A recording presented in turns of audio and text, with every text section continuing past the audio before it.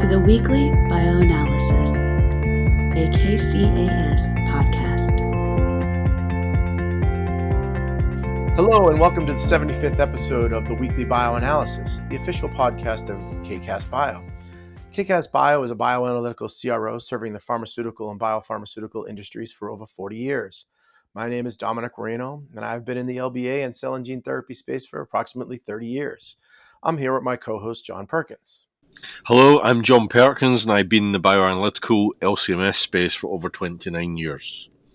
John and I are senior scientific advisors at KCAS Bio, and either or both of us are available to answer any questions you may have regarding this podcast or any of KCAS Bio's services. I'm located in Kansas, John is in upstate New York, and our producer is in Missouri, so we're kind of all over the map. We are amped up to have you listening to the 75th episode of the podcast, which is now available virtually everywhere. Wherever you choose to find and play your podcast, you can now likely find the Weekly Bioanalysis. We welcome all of you, whether you're joining us for the first time or if you're a regular listener. Today, we have a very special guest in celebration of episode number 75, KCAS Bio CEO, John Bucksath. Well, thanks, Dominic. Thanks for having me on, and congratulations on your 75th episode. It seems like yesterday when you guys kicked this off, so you guys have obviously been quite busy. Time flies. Yeah, time flies when you're having fun. Today's podcast will be a review of the latest news and resources, and then a focus on a topic of our choosing before discussing any feedback we've had from you. We're constantly looking for topics. We'd be happy to discuss something that you want us to cover. So again, we're amped up to have you here, and we're looking forward to a fun episode. To kick off podcast number 75, John is going to go over today's podcast topic a bit before we jump into the news and resources. John. Hello. Yes, today, as usual, we'll touch on the news, but our main topic will be KCAS Bio next steps to an integrated future. So it's a chance for us to discuss our rebrand and where KCAS is going in the immediate future from here. Great. John, let's just why don't you kick us off with that first news and resources? We got a jam-packed show, so let's get crack-a-lacking. Yes, absolutely. This is FDA approves Iovance's cell therapy for melanoma, the first treatment based on tumor-infiltrating lymphocytes. This has been a research field that's been going since the 1980s in terms of possible medical application based on the observation that immune cells can penetrate and attack tumours, but they often get stuck or lose steam before finishing the job due to the cancer's relentless defences. This is particularly true in the case of solid tumours, and this Iovance Biotherapeutics therapy is actually a cell therapy for patients with advanced melanoma in February. It's the first modern cell therapy for a solid tumour rather than blood cancer, and the first approved treatment based on tumour-infiltrating lymphocytes, or TILs. So I think it's a tough. Been a tough road for them, but they've finally got approval. And I thought because it's a first in class type of approval, it was worth discussing here. Yeah, no, it's continues with the advancement in cell-based gene therapies, John, and you're exactly right. All the previous, I think there's 7 or 8 approved, maybe it's upwards of 9. They've all been against blood cancers, and this is the first one that has putatively overcome the solid tumor kind of, let's call them barriers, right? Yes, that tumor microenvironment is wicked, and so there's always this. What you're really looking for is that those, by the name, TILs, right? Tumor infiltrating lymphocytes. You can imagine that's not good for the cancer, although the cancer's got a whole bunch of ways to throw up decoy proteins to suppress those TILs. And oftentimes, even though it becomes a tumor infiltrating lymphocyte, the action goes from like an acute immune response that is killing things, and then it can be kind of de-differentiated into a chronic immune response, and then it goes from being active to not active. So not only is there the having to get to the tumor microenvironment, overcome the tumor microenvironment, get into the tumor, and then you got to deal with the tumor who's doing everything in its possible, because these are all self cells, right? Let's not forget. Sure. So it's I'm still trying to figure out a little bit what the some of the science behind this, John, but it is fascinating, and they reference one of my favorite scientist, Steven Rosenberg. He's, they say here he's Cancer Institute in the 80s. Yeah. But I'll give myself a shout out. He one of his MDs under him was a guy by the name of Mike Loetz, and then Mike Loetz joined the University of Pittsburgh, and that's one of the guys that I studied under back in the Yes. day. So the point made here is that although there's a lot of CAR Ts approved, they're generally going for a single protein in blood cells, whereas these TIL therapies target a different array of cancer antigens in each patient. So it's like a broad attack, and like you say, there's a lot of defenses they have to overcome to really be effective. I think it does talk about it's going to be the therapy is going to be called Amtagvi, and it shrank tumors about 1/3 of 150 patients with an objective response rate of 31.4% in a phase 2 clinical study. Half of those responses lasted for at least a year, and the median duration of the response has not yet been reached after 21.5 months. So there's an ongoing phase 3 style trial because this has been accelerated approval. But yeah, still nice indication of we talked a lot about the difficulty of dealing with solid tumours. So to hear something coming through as approved is quite a step forward. Yeah, this is fascinating, John, but I think for the sake of time, we'll move on. It Yep. says, TILs are coming back. I think you will see a renaissance. I like that. Yeah, because that was something back in the 90s. So Really? Yeah. Yeah. They made, actually they're looking at for cervical cancer and head, neck and lung cancer. So there's I'm sure we're going to hear more about it.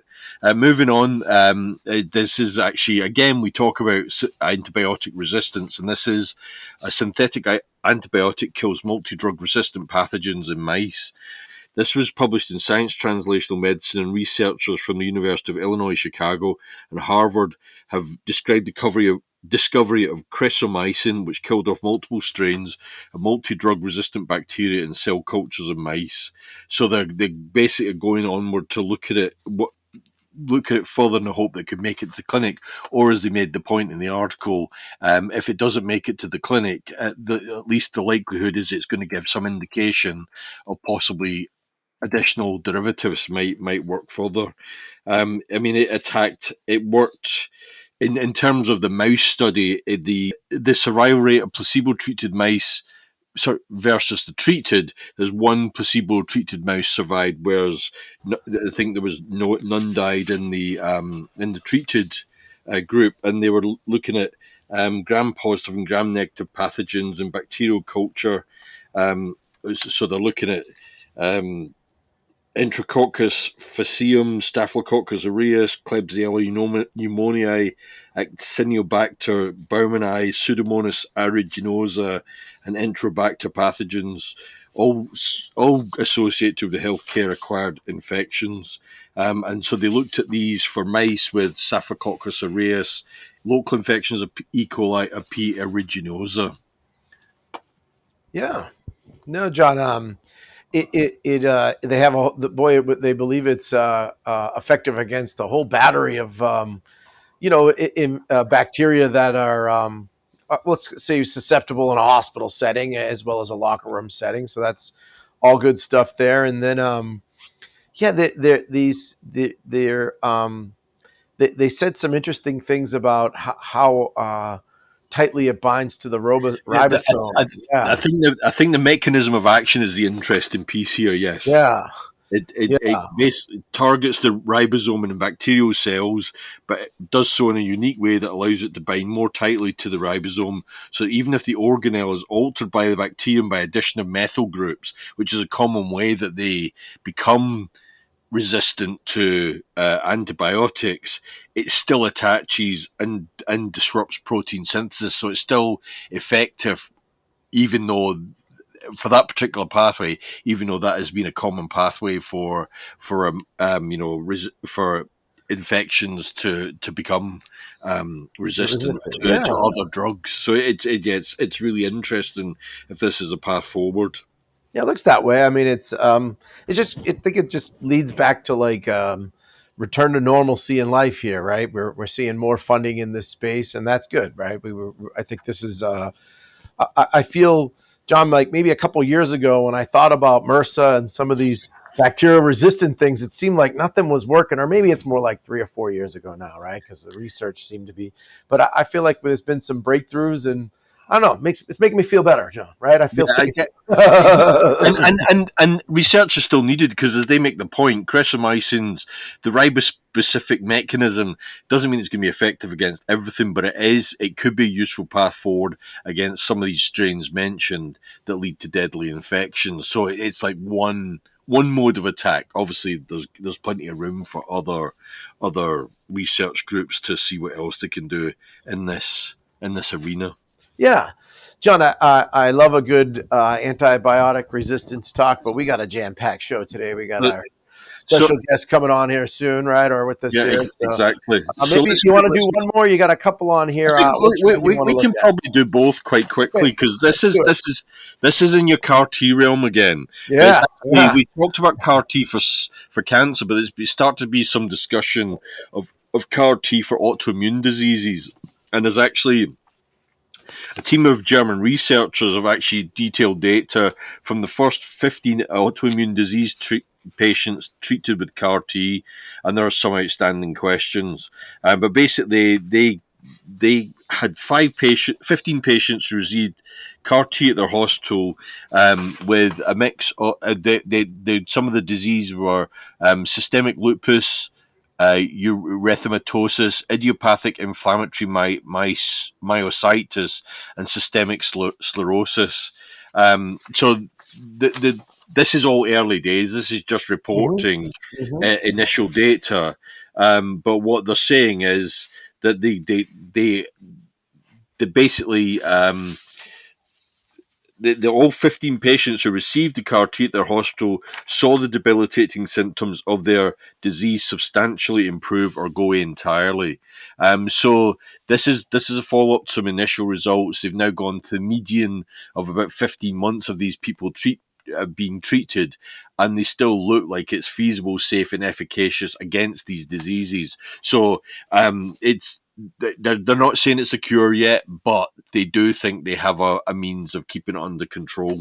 I'll pass it back to you. Yeah, the immune system is. I talk about it being a dual-edged sword, and all these. I know sometimes that makes sense, but it seems like what happens here is the CD19 CAR Ts will deplete B cells, and really when they deplete the B cells and then they reboot, right? That's kind of how it talks about it. The pathogenic ones are gone. Which is just, it is incredible. They find it. They call it incredible findings. But I hope that made sense, John. Right? So this is a CAR T cell that depletes pathogenic and non-pathogenic B cells, and they reboot the B cells. It's kind of like, when your teams goes down and you reboot it, that's what they're doing here.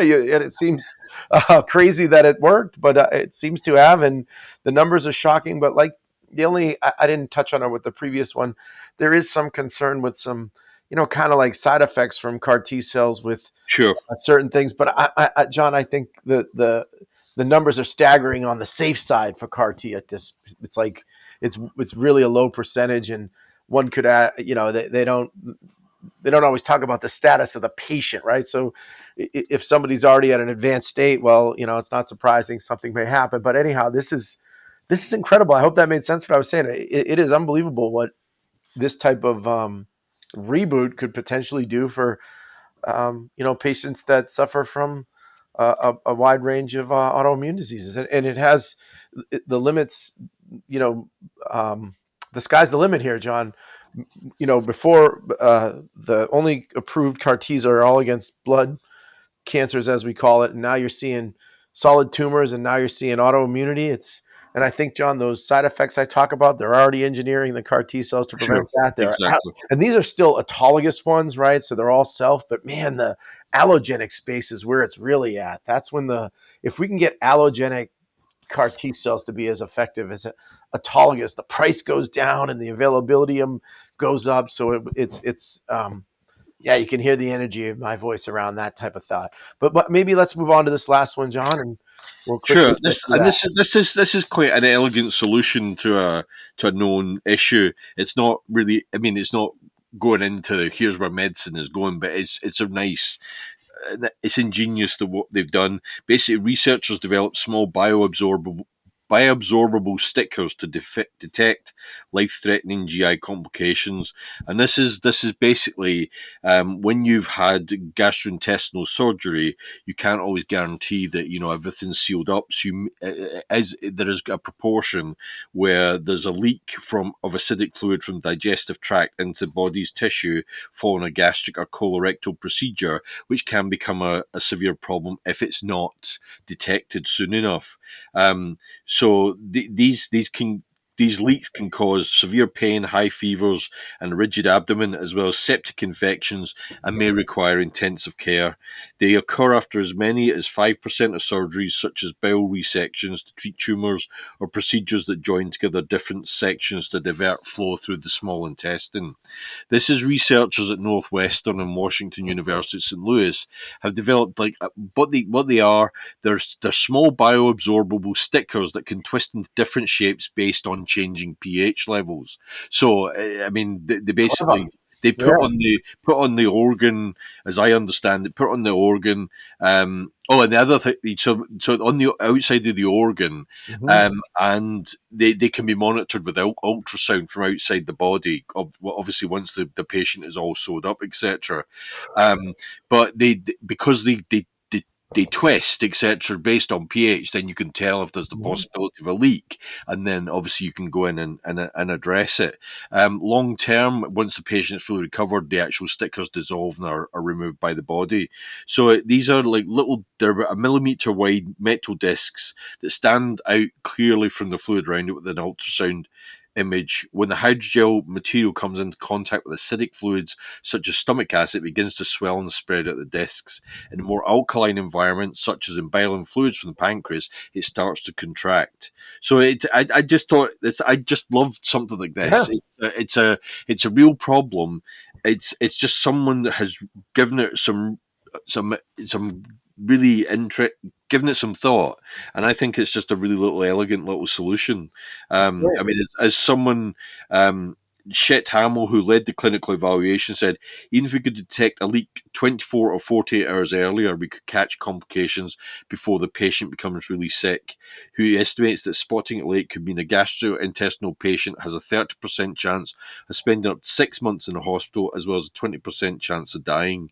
So it's it's a really nice solution to something that obviously makes a real difference to patients. Yeah, it's an amazing advancement, John, and you said some real staggering numbers there around just what it could mean for the benefit of the patient, and hospital stays as well, which all of that has its own downside to it. So great stuff, and yeah, it's just as you described. They kind of put the hydrogel sticker on the area, and then if it's leaking, they can tell. And John, that sounds great to me. Like I want that sticker if I'm getting surgery, because I I know don't want the surgery though. Let's be I don't want honest. surgery, yeah, but I know a few people. My mom and a friend of mine have had some gastrointestinal surgeries, and they're not that uncommon, unfortunately. But Sure. they do have when you take out stuff, it leaves a little bit of a gap in you, and that can fill in. And if it fills in and something's leaking, you get this. So anyhow, yeah, we got one more news and notes item that before we get into our main portion, and that's related to Wuxi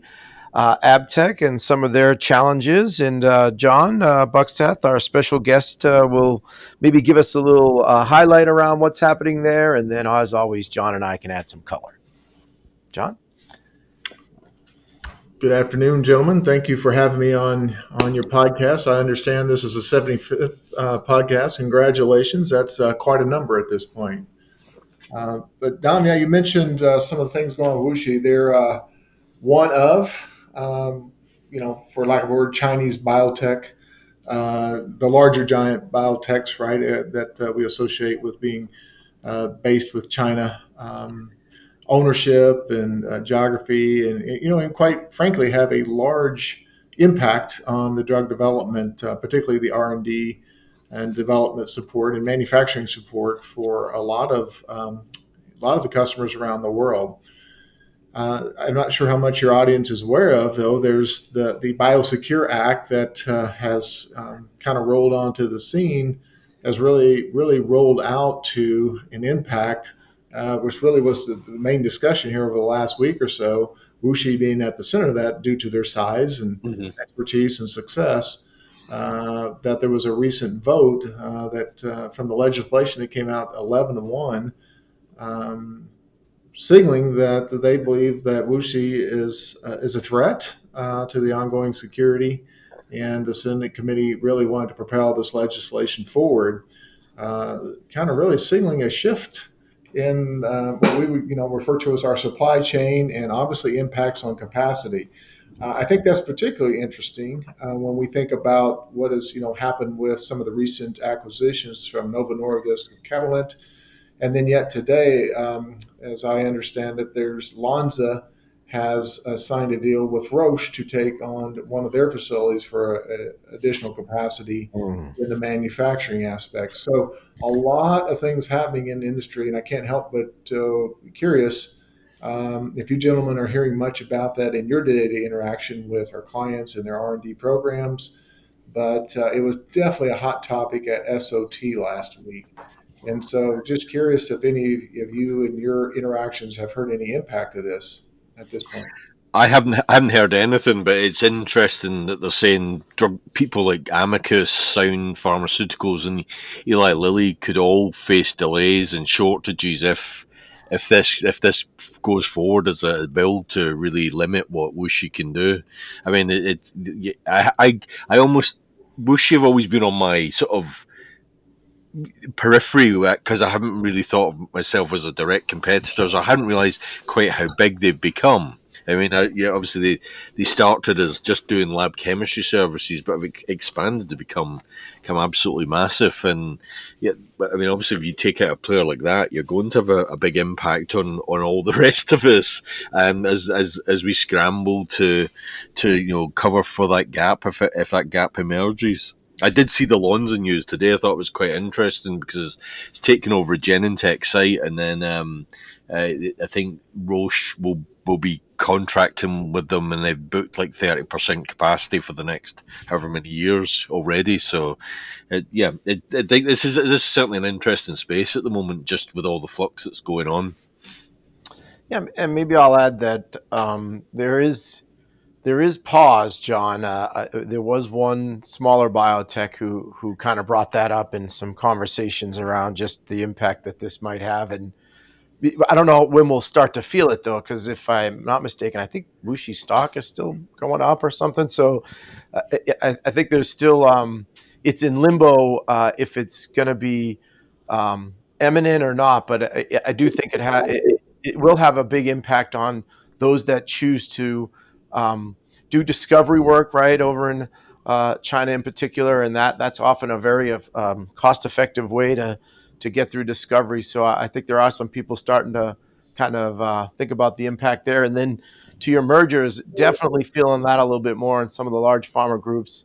They are. It seems like the Lonza announcement isn't shocking, and I'm sure there'll be more of these coming when it comes to large pharma groups wanting to make sure they can secure their manufacturing, John. So it's definitely, in my say 10 years now at KCAS Bio here, almost 11, and 17 in the CRO space. Not maybe the length of yours, John, but it's definitely interesting to see it. And again, it's hard to gauge how that impacts us so much, but I think you're going to see more of it.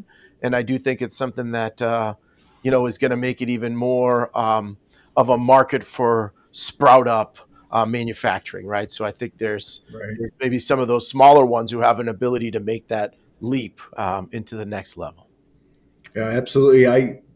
For me, obviously, as we all know, we're focused in the bioanalytical market. So, the post commercialization stage is not quite such a concern from my perspective. It's really the CTMs, right? So if we got contract development manufacturing organizations that obviously, if they're going to contract develop their future commercial manufacturing, more often than not, they've obviously started with that company.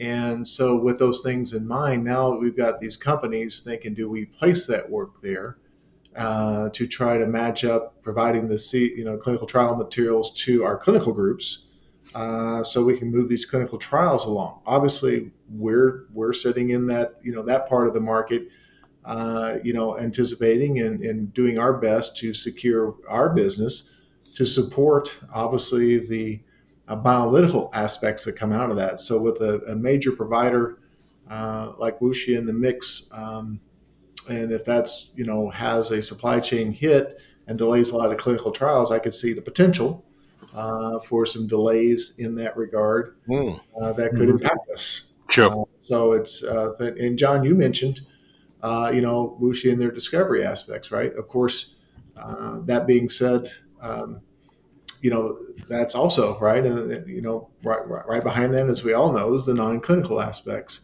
And so, could that really start to impact that section as well? So, something that it goes without saying, right? The bioanalytical throughout the R&D process is there, right, until it moves on into commercial. Sometimes there's some post commitments, right? But for the majority, that's a very, very small percentage of our bioanalytical market. So, without a doubt, there's the potential for the bioanalytical aspects of this to be impacted as a result of some major shifts in the industry. Yeah, no And it's certainly interesting that we are already talking about limited capacity for biologics manufacture. And that's obviously that's part of the Lonza move, is to expand what they're doing, because they're also, with the Genentech site, they're talking immediately investing to upgrade it. But if you looking at just one article, a lot of these people working with Wuxi are in the biologics realm rather than the small molecule. So you traditionally think of Chinese or China as being small molecule drug discovery, but a lot of this is actually Wuxi biologics. So that further exacerbates the constraints that are already being discussed. Yeah, John, you make a good point. I hadn't thought about the delays it could cause in the manufacturing side. I was more looking at the positive potential upside of more some of that work that's sent abroad, maybe staying within the U.S. But in fact, I think we could do a whole podcast on this, gentlemen. But maybe I think this is a fascinating talk. But let's switch over to our main portion here, and it's an exciting topic, and John, we're thrilled to have you with us. It's next steps to an integrated future.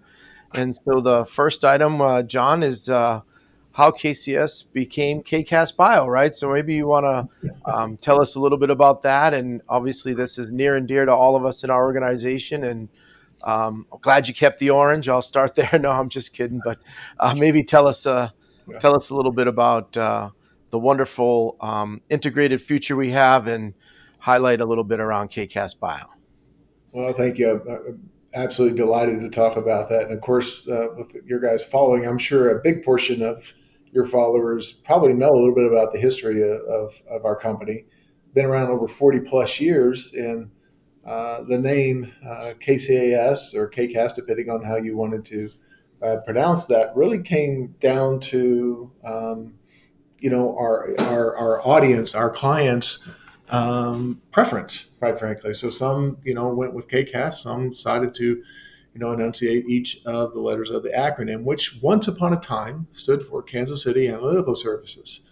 Over the last several years, last decade or plus, that moniker of analytical in my world, being in the development aspects, analytical to me typically is associated with more like what you would refer to as the CMC support. Like we were talking about those clinical trial materials, your product stability, method development, validation. Again, another true analytical critical aspect of the R&D development. But in the industry, typically you put that bio in front of it to really kind of characterize what we do today, right? It's not with the product, but yet the product's impact coming through the non-clinical or the clinical aspects of what's going on. So that's where really along the way the KCAS part of it really kind of got dropped and just became KCAS. The acronym really no longer stood for Kansas City Analytical Services. So as we've been moving the company forward, and as I'm sure your audience knows, that we've been busy, with acquisitions and growth and expansion into really a full service transatlantic and soon to be global provider of bioanalytical services, that it was time to kind of refresh her brand. Quite frankly, there was enough demand on the website to keep up with all the things we were doing. It really made that decision. And of course, a lot of that is really listening to the voice of the customer. And a big part of the voice of the customer was, what do they need? So we really did extensive amount of work up front, really understanding the market, just not the market in general. Everybody hears about the biological market. It's this many billion and so on and so forth. But quite frankly, even details digging down into individual aspects of everything we do, from flow cytometry to mass spec to our LBA services to our molecular services, and what is, what are we seeing in the industry? What is the most searched words out there, so on and so forth. So probably not a surprise to anybody, a very analytical approach to really understanding the market, our customers, and really listening to the voice of the customer. Through that process, I think that the organization previous to KCAS Bio, we internally had kind of favored KCAS, right? That kind of became the moniker for which we were describing ourselves. And if the client asked, we kind of went with KCAS. However, being the analytical focused folks that we are, we turned that around, and during our process, we asked the voice of the customer. And if we were taking bets, quite honestly, I was betting that KCS would be the winner between KCAS and KCAS Bio. Astonishingly, it came back overwhelmingly that the voice of the customer preferred KCAS Bio. They made very good points, like we knew our audience would, that saying KCAS is a mouthful. And of course, one of the things that we wanted to do was to make sure that the industry had that bio understanding, right? So when we were putting out on it, just really putting an exclamation mark on our brand, what we do. For those who know us, great. For those who don't know us yet, it really kind of helps, validate that this is the industry we're in and we're a part of that. And it just really flowed for us in that regard. So in a very analytical approach, and kind of tipping our hat to our market and our customers, and really valuing how they view us, we settled on KCAS Bio. And I'm really pleased to say that the marketing team and the market efforts have done an amazing job of getting that rolled out to all our sites. As you know, many of your listeners know that we acquired companies called Active Biomarkers in Lyon, France, as well as the former Flowmetric in the Philadelphia area. Today, I'm proud to say they're all KCAS Bio. Everybody's fired up about the brand. We're having a lot of fun getting those brand pillars rolled out. And I think it's just really the next real big stair step in the company's brand and moving forward. And we look forward to sharing that with our market, our customers, and in this case, with your listeners and followers.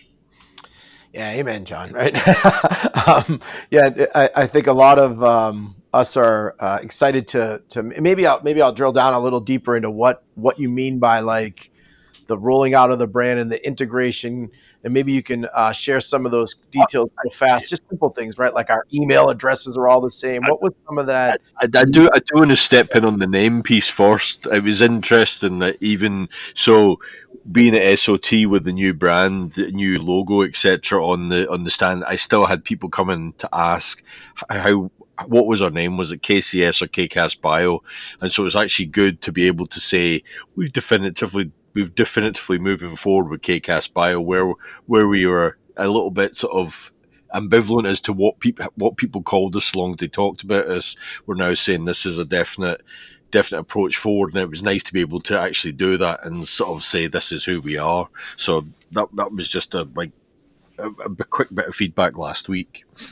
Yeah, I like to point out that we try, as a scientist, we're not marketing experts, right? But we did try to make that emphasis, right? If somebody's really curious, they go out and try to find the old logo, which I'm sure you could find, but also compare that to the new logo. You'll notice that the new logo, obviously has the bio on the back, but we try to emphasize the K, a larger K, longer with CAS behind that in a smaller letters to kind of help facilitate saying KCAS Bio.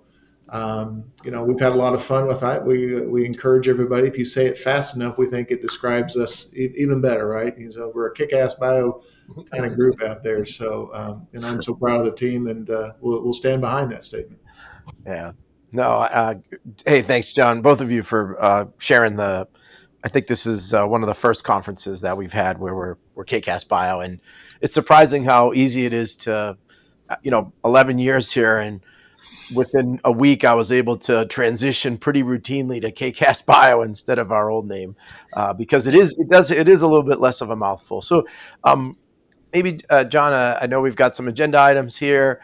I kind of touched on a little bit of some of our integration, but maybe you can go ahead. I don't know if this is a good segue or where you want. This is an open forum, but I think if you could kind of drill into. We talked about the rolling out of the brand. I don't know if you have more there, but really like the integration is something that super exciting for me personally. I think our clients are very excited about learning more about that. Do you want to just share some of how we're integrating, where we're at, and maybe Sure, give a little sure, teaser for us? absolutely.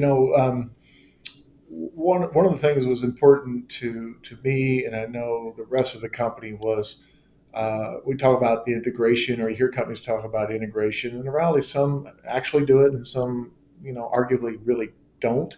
But to do it in a way that I think is going to be, successful for the long term, and really provide the experience that we think is going to be required as we continue to move forward to support our clients' R&D needs, is truly have some of that, really have the integration processes lined out. So, for example, day one, when we made the two acquisitions, we started the planning for our EQMS systems to go in. We have built what I would call a first class, very unique, um, you know, project management system that's connected all the way from our Salesforce integration into what we affectionately call homes, and to the back end to our finance aspects today.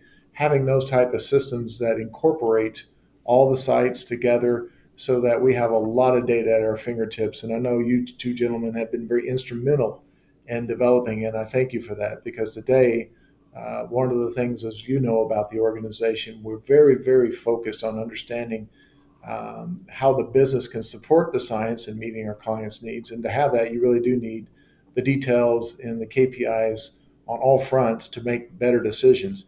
That allows us to have shorter lead times to make very confident decisions in adding equipment and understanding our capacities. We have some of our competitors are just now latching on to that, but for me, I think that's what I bring to the organization, and really supporting scientists such as yourselves in helping our clients develop their products. And for me, it's really kind of where the rubber meets the road moving forward. So EQMS, our commercial aspects, we have one voice across that aspect. But not only that, the infrastructure, our philosophy, our brand pillars, a tremendous amount of that's going on today.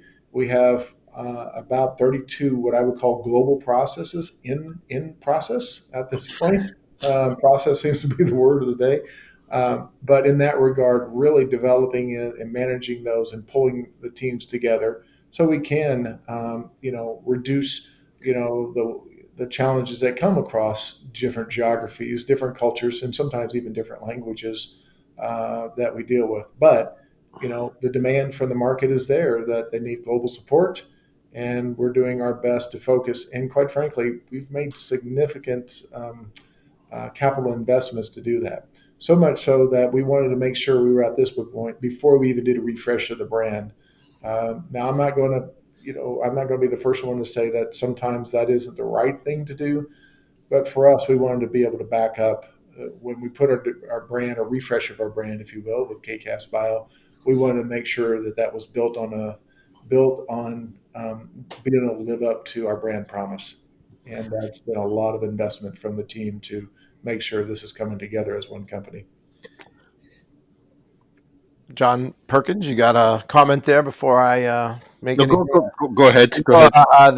there's John. You said so much that's near and dear to us. I want to first say thank you for giving us a shout out around helping with all of this. I think as a team, you're not giving yourself enough of a pat on the shoulder, but I promise you, John, where without your leadership and vision, where we are today doesn't happen. I mean, we have climbed mountains as an organization to go through some of what you said, so that we do have a process that it doesn't matter what site you're at, what PM you're using, everybody has visibility on it, and that's amazing. It's so having been here as long as I have, it's unbelievable how great the systems we've built around Salesforce, SharePoint, Homes, whatever we want to call it. Those have all come to fruition, John, and that has led to this kind of, we're kind of on the starting, I don't know if the starting line, finish line, can't quite tell, right? But it's led us to this incredible moment where not only can we continue to make those investments, because we've talked about them on this podcast before, all of our sites have facilities that are less than, say, 2 years old now, right? Or we've just done incredible amounts of capital investment.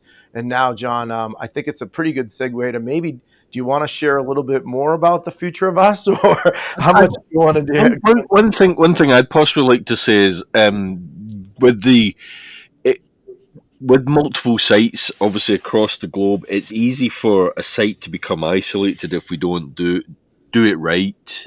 I've experienced that in the past, and not with this organisation, but prior to this.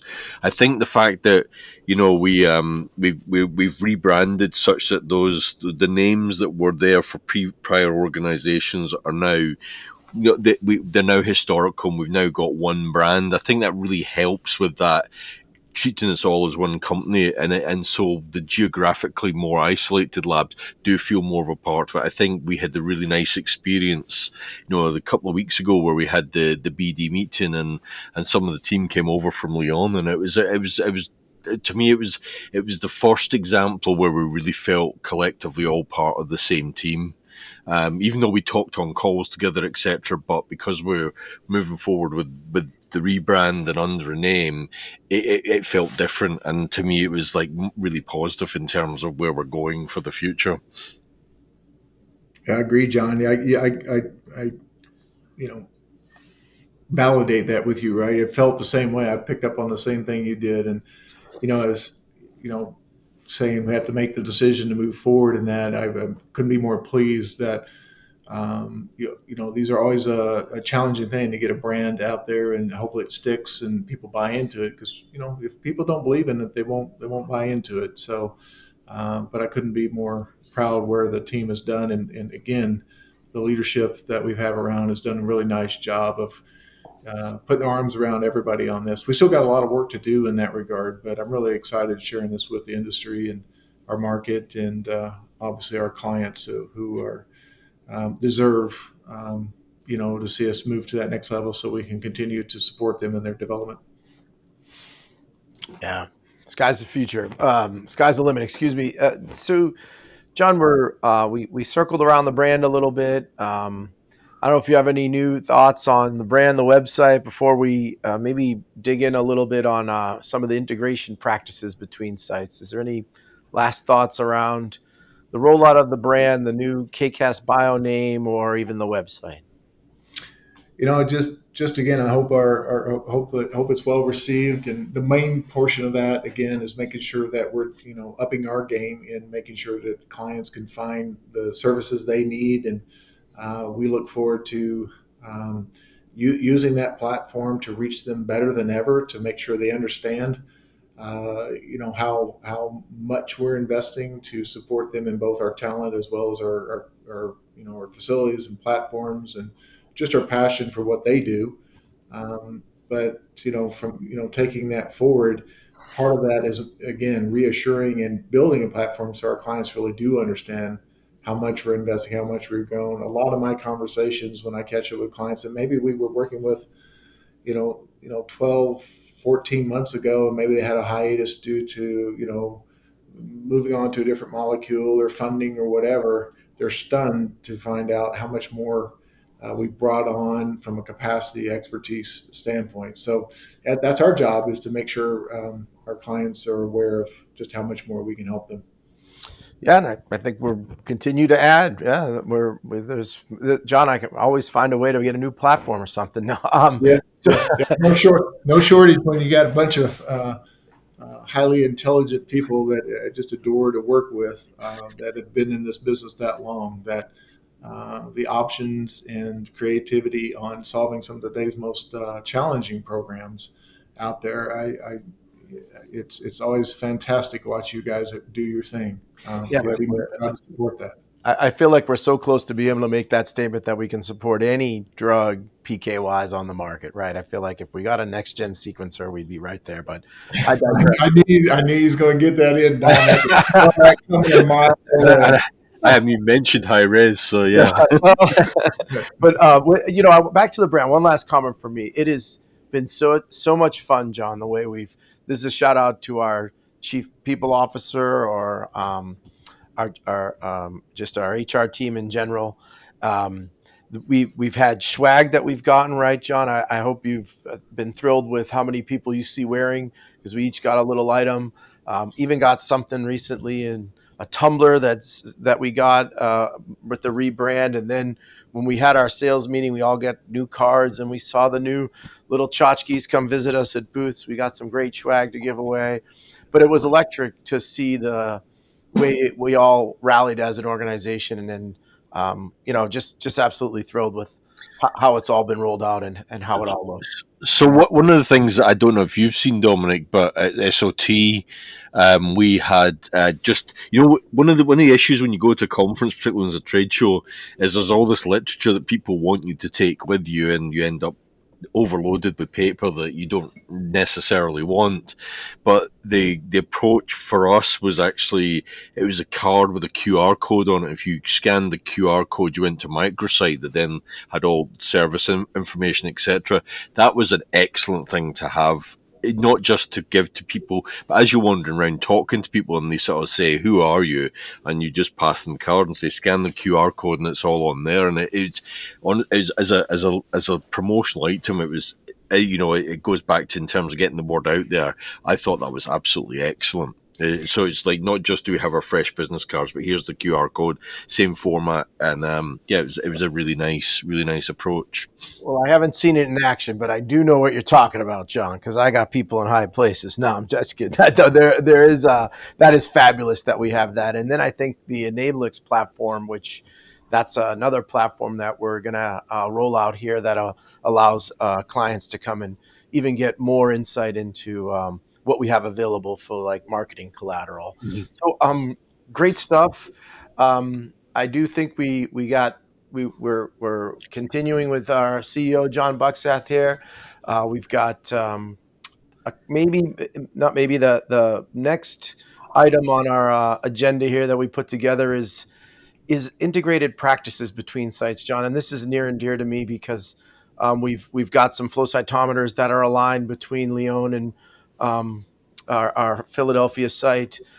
Do you want to maybe elaborate a little bit on some of those practices? You mentioned EQMS. I know we've got some. To me, it was like getting our emails integrated was it was such a big undertaking. I feel like we did that at a really quick rate relative to. I mean, heck, the MetaMune email address was like a decade before it changed. Some companies keep those emails. So, in general, what other integrated practices between sites can you share about with us? Well, today we was literally sitting down with our finance team and our people operations team, and we've been using an HRIS program that's was considered top of the line, but due to integration needs and making sure that all the sites are integrated in the same way, have the same access, that we can, even financial conversion between dollars and euros, all of that seamlessly working together. Today, I signed off on a brand new program that will bring us even closer together in that regard. So really, all aspects of the business, it's tough to do, right? It's like a never-ending journey. But at the end of the day, when you're when you come out on the other side, you really do have a company that can communicate, has the systems, has the support for it to really to be able to reach and support, any type of program out there, whether it's for the smallest client or the largest client. But without those systems, and quite frankly, being part of that in another business and in some periods of time with consulting, I could see the challenges it has. For me, I think one of the bigger drivers, quite frankly, is not only the people aspects the most important, but quite frankly, also in this day and age, the cybersecurity aspects. Right, we have a very, very strong program nobody's ever immune to it, but really working with that and actually working with some CROs and have connections there where have been contacted. One of the glaring issues was you had different practices at different sites, and it doesn't take long for a CEO to start losing sleep when they start thinking about that. So just everything from how we the infrastructure, communication, the people, the training, all that. It's kind of like once you get started, there's the absolute have to haves. You can't work at all, but once you get started, it's almost like you can't stop. And then you start seeing the benefits of it. You're like, wow, that's a lot of hard work. Yeah, it's been quite a bit of money, but then you see the benefits of it, and it kind of creates this demand for, hey, let's keep this moving. And we're very fortunate. We have a very mature investment group that understands that, supports that, and has been through that. And they firmly believe that we're going to be a much better company for that. So that makes it a little simpler for me as the CEO to make those decisions and move forward, so I can support you guys doing what you do for our clients. So are we able to say we're fully integrated? That's like or we're is Yeah, I that don't a know. safe term?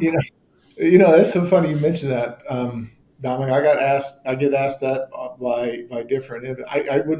I don't think I would call us fully integrated because there's always something, right? I mean, Mm. for example, obviously we're dictated by the FDA here in the U.S., but the ANSM, the EMA are just used over there. So there's those slight nuances that, and sometimes, for example, Watson limbs. A backbone of any bioanalytical organization. As those things roll out, what we've learned is that there's subtle differences that to really satisfy, all the stakeholders, there are subtle differences there, and that's a constant evolving machine, if you will.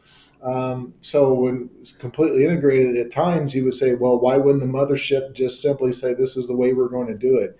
boy, if as we do our homework, we find out that that's not the best approach, and that there I won't call it flexibility, but there has to be some nuances for the different geographies and expectations from different regulatory agencies and practices. Now, at the end of the day, the one thing we do want to ensure is that with anything within our power, that we're producing the data coming through consistently, and that is Yeah. the focus for us.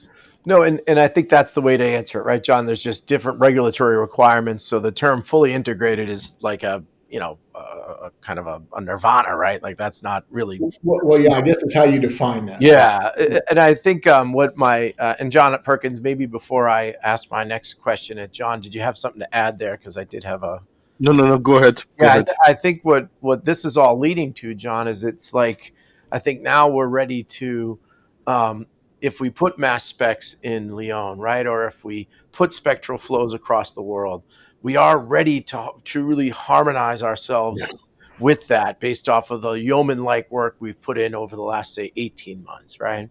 That's a good way of saying it, Dominic. Absolutely. Thanks for saying that. You said it better. I hope I can borrow that from you because Sure. it's kind of like everybody's experienced a building being built, right? And at times you say, well, I can tell they're doing something over there. I see dirt and I see some Mhm. stuff along the ground, but hell, nothing's happening for the last 3 months, and all of a sudden it's like the building just jumps out of the ground. Mhm. Well, that's not unlike what we're doing. We're laying the infrastructure, the foundation, so all this stuff can bolt in. It's ready to go. And then when we do decide to implement something or bolt something on, or use your example of Mass Specs and Lyon, the systems are there to accept it in a way that's going to make sense. Yeah, I really think the work we've done QA wise and just the synergies between the LBA teams. I haven't been too privy to some of that, but I do know there. I'll give a shout out to like Sheck and Masoon and just how well they've come with getting us to be able to have a harmonize as best as we can, right? Because they are in Europe and they have other regulatory requirements that don't always fit the US requirements. So we're not going to force a square peg through a round hole, right? So that's why we've got this I think we've come to that nice point where we can say we're integrated in LBA across sites. We're integrated with flow cytometry across Mhm. sites. So it's Right. great. Right. And so, John, we're rolling up. I don't see any other agenda items on here. We're happy to switch gears and put you on the hot seat. But is there? I think the only thing is, I mean, I did put reaction to the rebrand and any feedback from SOT. I know you mentioned it, John, earlier. Certainly, from whatever I had, people who came up to the booth were all positive about what we're doing, and they liked the look of the logo and everything else. And everyone reacted positively to that. I think you said similar early on. I don't know if there's anything else you want to add to that. Yeah, it was one of the. I guess from my perspective, it was one of those things. You got a different country. Like we'll use the site Lyon, France, right? That just one would probably naturally assume that'd be one of the more difficult ones. You got a different culture, you speak a different language. Even going through, what could KCAS mean in French, right? Sure. Yeah. So everything along the way, but yeah, their SOT and everything, there was some comments like, well, it's about time, you guys, kind of did this. You've been doing all this other stuff, and why didn't you do this sooner? But no, it just, you kind of get that feel that it was coming together. They're seeing the progress that we're making as an organization. But I think more than anything, it's really the underlying perception of the brand that you gentlemen, along with your peers and the rest of the company, is doing out there. That's really laying that groundwork to make that brand have a successful launch. Quite frankly, right? I've heard before. Brand's kind of how you react or how you feel about something along the lines. And so I think with a lot of the work and the growth and success that we've had in taking care of our clients. The reality is it had a head start, if you will, right? The carpet had been rolled out a little bit before it, and all my job was just to make sure everybody was on board with it and get them on board and try to get them inspired. And and because of the work and continued success that we've had as a company, I think that went well, and I think quite frankly, the industry is feeling that along with us. So. Yeah, it's been a good experience so far. We're not through the woods per se, but we still got a lot of work to do on getting that information out. But definitely, at this way, put it this way, if you told me we'd been this successful at this point, rolling out the brand at this point in the juncture, I would have been very, very pleased if that was a guaranteed aspect before we kicked off the brand. Yeah, I'll just add, I've had a few colleagues comment on similar things like, well, about time, and they like the fact that we got creative to kind of keep us as the recognizable former name, yet rebrand ourselves. So nothing but positive feedback from the handful of people that have mentioned it to us on either calls or just in some personal communications. I don't know if your viewers and followers have been through many rebrands, but maybe we're doting on that a little bit. But if you've ever been through one that didn't go well, you really start to appreciate when they do go well. So I've been through one or two that necessarily didn't go all that great, and I've seen some that haven't gone that great. But it was everybody coming together and proud. Just you just see the pride coming through, and let's face it, it was a tremendous amount of work too, as well. As both you gentlemen know.